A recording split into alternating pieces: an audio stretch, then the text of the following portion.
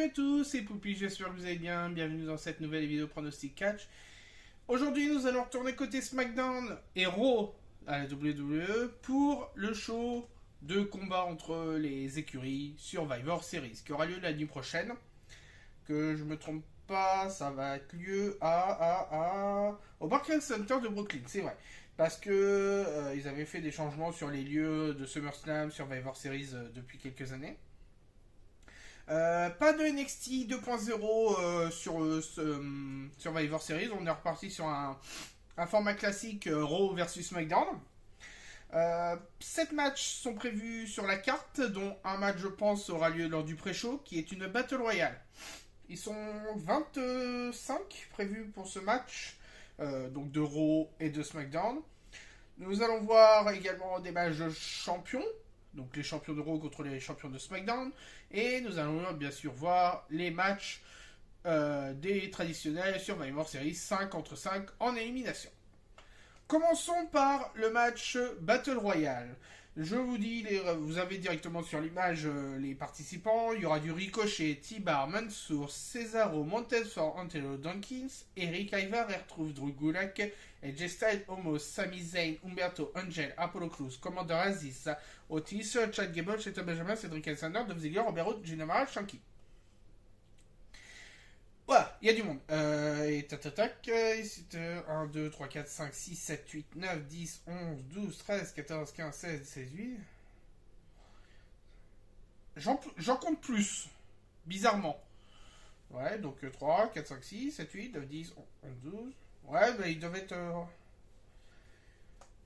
Ouais, ils sont bien 25, ouais. Alors, que dire de ce match-là? Bon, là, ce que vous avez pu voir dans les noms que je vous ai cités, c'est principalement des tag teams. Hein. Montezford avec Angelo Dawkins, du Chad Gable avec Otis, du Robert Roode avec Dolph Ziggler et ainsi de suite. On est moitié-moitié Raw, côté Raw SmackDown. Mon favori, pour moi, sera Cesaro. Car il aurait dû, pour moi, être dans le match traditionnel 5 contre 5 côté homme pour les Survivor Series. Il y a eu un match et c'est Sheamus qui a pris la place. On en reparlera un peu plus tard. Néanmoins, ça va vraiment jouer sur les tag teams. Et j'espère vraiment que Cesaro remporte ce match. Il avait eu un push l'année dernière et il mérite d'être un peu plus mis en valeur. Voilà. Commençons par les matchs de Survivor Series. On parlera des champions plus tard. Nous commençons bien sûr par les dames d'abord. Le match féminin. Côté Raw, nous avons Bianca Belair, Rhea Ripley, Liv Morgan, Carmella et Zelina Vega, la Queen of the Crown. Et côté SmackDown, nous avons Sasha Banks, Shayna Baszler, Shotzi, Natalia et Toni Storm. Alors, ce qui a noté cette année, que ce soit côté Raw, côté SmackDown, côté homme, côté femme, il y a eu des changements. Il y a quelques semaines, je crois que c'était il y a 2 ou 3 semaines, vraiment 3 semaines, on nous a annoncé sur les réseaux sociaux les équipes. Puis après, il y a eu des changements. Par exemple, Toni Storm n'était pas prévu au départ. C'était... comment ça s'appelait je crois que c'était Alia, je sais plus. Mais il y a eu des changements. Et en plus, ne parlons pas des licenciements qui a eu lieu. Voilà, encore une vague de licences en cette semaine. Hein. Merci John Morrison. Hein. Voilà. Voilà. Alors, on va dire il y a des points forts et des points faibles de chaque côté. Pour moi, côté Raw, ça va surtout se jouer avec Bianca et Rhea. Excusez-moi, mais pour moi, c'est génération NXT. Hein. Et si je me trompe pas... Ah bah non, ils viennent tous d'NXT, sauf Natalia, bien sûr. Donc ça va surtout se jouer entre Bianca et Rhea Ripley. Je me rappelle de Rhea Ripley il y a 2 ans côté NXT, c'était magique. L'année dernière, Bianca Belair qui était côté SmackDown, lorsqu'elle avait affronté Lacey Evans, ouais, le Spanish Fly de Lacey Evans avec Bianca Belair, c'était un des plus beaux moments que je me rappelle de ce match-là. D'un autre côté, vous avez SmackDown. Et je peux vous dire que il y a du très beau nom. Sasha Banks, Shayna Baszler, Shotzi, qui était Shotzi Blackheart, Natalia et Toni Storm, je peux vous dire qu'il y a de la vétérante, de l'ancienne championne. Donc là, ça va être vraiment un match très sérieux. Pour moi, le point faible reste Shotzi. Et même si là, cette année, ils n'ont pas mis en place le système de capitaine, mais ça va surtout se jouer, comme je vous l'ai dit, d'un côté Rhea Ripley et Bianca Belair. Côté SmackDown, ça va surtout se jouer entre Shayna et Sasha. Shayna Baszler et Sasha Banks. Néanmoins, pour moi, la victoire sera côté SmackDown. Voilà, côté SmackDown, Sasha Banks, avec pour moi une opportunité soit pour Shayna Baszler, soit pour Sasha Banks, pardon. Une tentative au titre féminin de SmackDown. Côté homme, nous avons côté Raw, Seth Rollins, Finn Balor, Kevin Owens, Rey Mysterio et Bobby Lashley. Attendez. Mais je crois qu'il y a un changement en plus. Parce que Rey Mysterio, il avait été enlevé. Je vais vérifier ça tout de suite. Et je suis sûr que l'image doit être à jour. Tableau des matchs, tac. Oui, mais oui, Rey Mysterio, il a été remplacé par Austin Theory. Et oui, bien sûr. Donc nous avons Seth Rollins, Finn Balor, Kevin Owens, Austin Theory, qui est venu de NXT, de l'équipe The Way, et Bobby Lashley, qui sera accompagné de MVP. D'un autre côté, vous avez Drew McIntyre, Jeff Hardy, King Woods, Sheamus et Happy Corbin, avec Madcap Moss. Donc ce que vous avez vu, c'est que d'un côté, dans les féminins, nous avons la Queen of the Crown côté Raw, et côté masculin, nous avons King Woods, qui est côté SmackDown. Oui. Et malheureusement, Kofi ne sera pas là parce qu'il est blessé. Donc comme je vous l'ai dit, côté féminin, il y a eu des changements. Voilà. Un des cas, c'est que côté Raw, il y a eu également des changements. Au départ, Rey Mysterio et Dominic Mysterio devaient être dans le match. Dominic a été remplacé par Bobby Lashley. Et Rey Mysterio a été remplacé par Austin Theory. Ils ont remplacé les deux. Bon, c'est pour mettre un scénario qui aura lieu dans quelques semaines, quelques mois. Et je crois que côté SmackDown, il y a dû avoir aussi du changement, je sais plus. Oui, parce que Sheamus, à la place, au départ, ne devait pas être dans le match. C'était quelqu'un d'autre. Je ne sais plus qui, mais voilà. Alors, bon, c'est un match, moi je me méfie un peu. Parce que je vais reprendre ce qui s'est passé l'année dernière. À ce moment-là, Kevin Owens et Seth Rollins étaient tous les deux dans la team SmackDown. Et Seth Rollins, qui était à l'époque le Messie, s'est sacrifié pour son équipe. Et il a fait exprès de perdre. Voilà. Les autres, Austin Theory, c'est le petit nouveau, mais je sais qu'il a beaucoup de talent. Le fait que Johnny Gargano l'ait pris sous son aile dans son équipe, pour moi, c'est un très bon point. Bobby Lashley, c'est le Almighty, hein, excusez-moi, mais là, c'est vraiment pour faire concurrence à Drew McIntyre côté SmackDown. Finn Balor, lui c'est le total indécis quoi. Il est à Raw, il repasse à NXT, il revient, il repasse à NXT, on sait pas quoi. Voilà. Voilà. Néanmoins, je vais dire quand même victoire de Team SmackDown parce que il y a le King Woods et malheureusement. Pour moi, cette soirée va vraiment être marquée sous le signe du SmackDown. Reconnaître son chef tribal. Voilà. Tout va se jouer autour de ça. Il y a 2 ans, si vous vous rappelez bien, lorsqu'il y avait le Survivor Series avec NXT, c'est NXT qui avait tout raflé. Là, le but, c'est que SmackDown prenne le dessus sur Raw. Je reprends une citation, pas vraiment une citation, mais une réplique qu'a sorti Roman Reigns la semaine dernière. Je m'absente une semaine de SmackDown et c'est la merde. Voilà. Et un des frères Rousseau qui commençait à rigoler. Donc, sans Roman Reigns, il n'y a pas de SmackDown actuellement. Mais on en reviendra un peu plus tard. Après, il y a vraiment des grands noms côté SmackDown et côté Raw, donc c'est assez difficile. Mais pour moi, restera une victoire de la Team SmackDown. Et si je devais dire qui seraient les survivants ou le survivant, je dirais que ça se jouera entre King Woods et Drew McIntyre. Et de l'autre côté, ça se terminera avec du Seth Rollins et du Bobby Lashley. Voilà.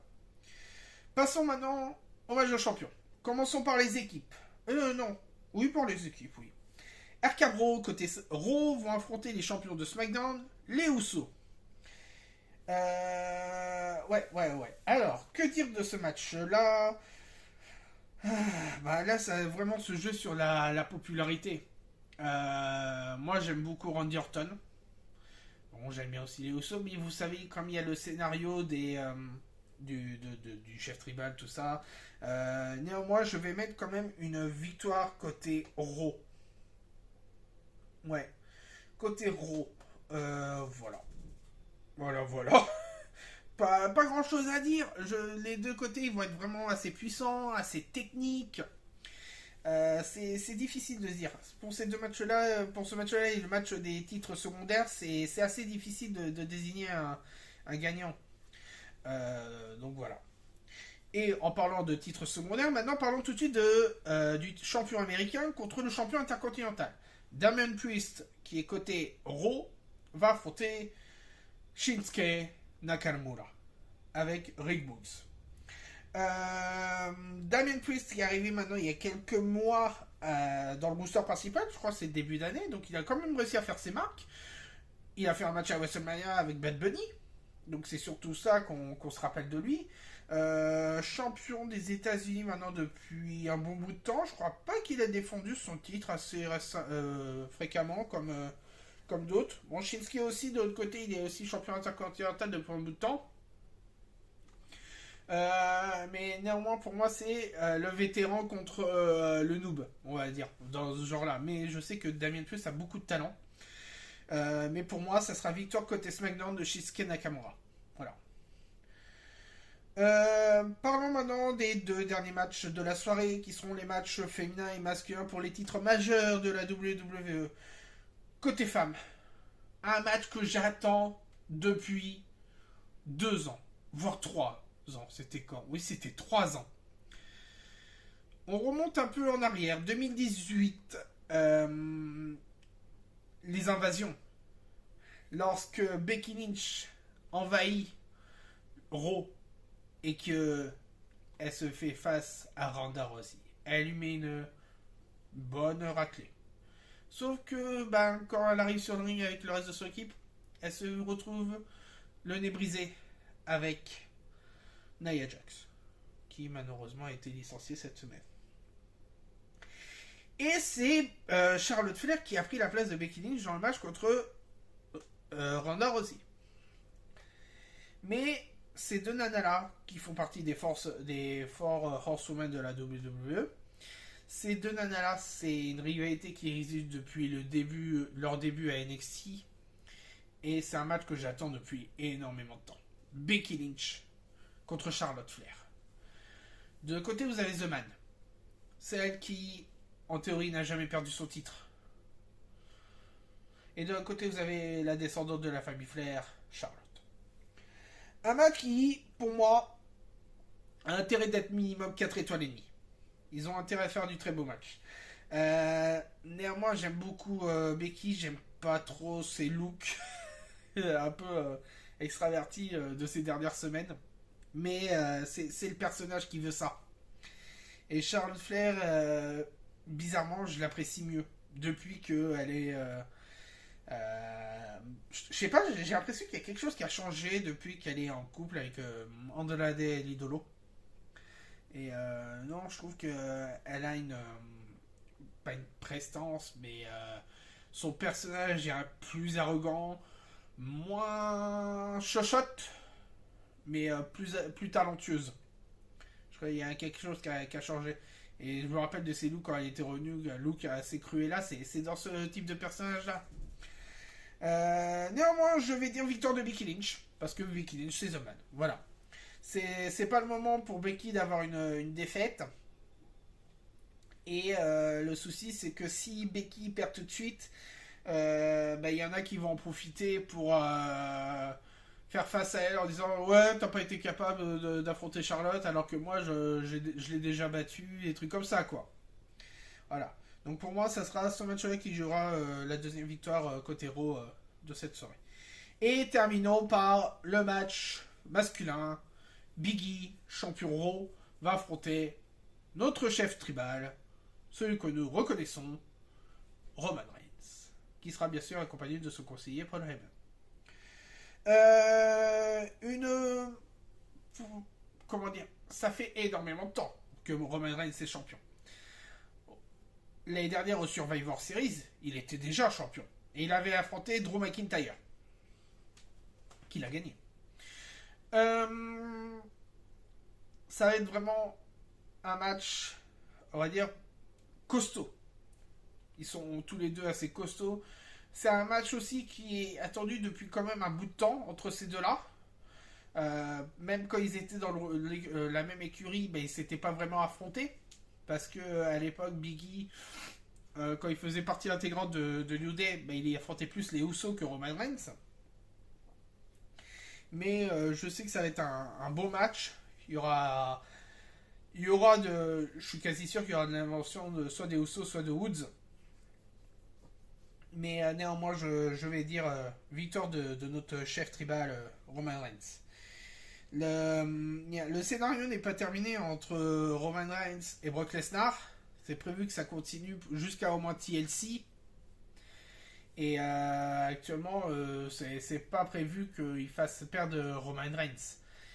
C'est un champion qui le restera, à mon avis, au moins jusqu'à un retournement de situation à Elimination Chamber. Voilà. C'est ainsi que se concluent nos pronostics pour Survivor Series, qui aura lieu l'année prochaine, je vous le rappelle, sur le réseau WWE. Voilà. Que dire de plus? Ben, pas grand chose, hein. Je sais que ça va être un bon show, parce que par rapport aux autres pay-per-views de l'année, le top 4, c'est pour moi les meilleurs shows. Royal Rumble, WrestleMania, SummerSlam, Survivor Series. Pour moi, c'est les 4 qu'il ne faut pas louper. Et c'est... Je ne vais pas dire que les autres sont inutiles, mais c'est les plus importants. On le sait tous, ça. Prochain pay-per-view prévu, donc je vous l'ai dit, ça sera TLC en décembre. Est-ce qu'il y a eu d'autres infos concernant le show? Peut-être une rumeur concernant The Rock, parce que c'est les 25 ans du début de The Rock qui a commencé au Survivor Series, vous rappelez-vous, lorsqu'il faisait partie de l'équipe je crois qu'il faisait partie de l'équipe d'Undertaker. Mais voilà, Rocky non, je sais même plus comment il s'appelait à l'époque, mais ça fait 25 ans quand même que The Rock avait commencé au Survivor Series, ça nous rajeunit pas. Hein. Moi j'en ai 27, donc j'ai pas connu ses débuts parce que l'âge que j'avais, je regardais pas de ça, mais j'ai déjà vu son match et c'était vraiment impressionnant pour un gars de son âge. Hein. Voilà. N'hésitez pas à laisser un petit pouce bleu si la vidéo vous a plu, si elle vous a intéressé, si vous avez des questions, des commentaires. Vous savez qu'il y a la zone des commentaires juste en dessous. Vous pouvez laisser un petit message, des remarques, des questions. N'hésitez pas. Merci beaucoup aux fidèles qui sont là quasiment à toutes les vidéos, que ce soit AEW ou WWE. Même si actuellement j'ai hésité à faire cette vidéo parce que avec l'actualité qui se passe à la WWE depuis quelques semaines, avec des vagues de licenciements, je m'intéresse beaucoup moins à WWE, pour vous dire. Je regarde limite les vidéos sur YouTube, quoi. Je regarde même plus les matchs, les shows en entier. Alors que AEW, alors là, c'est... Ils ont... Pour vous dire... Voilà, on prend vite fait un petit aparté pour finir. WWE contre AEW. WWE, vous avez Raw, qui a un show télévisé le lundi. NXT, qui a un show télévisé le mardi, qui est rediffusé à partir du mercredi soir sur le réseau. Vous avez NXT UK le jeudi et vous avez SmackDown le vendredi. Donc c'est-à-dire vous avez rien le mercredi, vous avez rien le samedi, vous avez rien le dimanche. Quand vous prenez AEW, vous avez un show YouTube le lundi, un show YouTube le mardi, Dynamite le mercredi, Rampage le vendredi. Bon, vous dire, ok, c'est à peu près la même chose, mais il y en a un qui est que du show télévisé, l'autre qui est moitié show télévisé, moitié YouTube. Et c'est là que fait surtout l'audience. Voilà. Je vous souhaite une bonne fin de journée à tous. On se voit très bientôt pour les prochains pay-per-view et peut-être d'autres vidéos, qui sait. Décembre arrive très bientôt. Voilà. Je vous souhaite une bonne fin de journée. Ciao!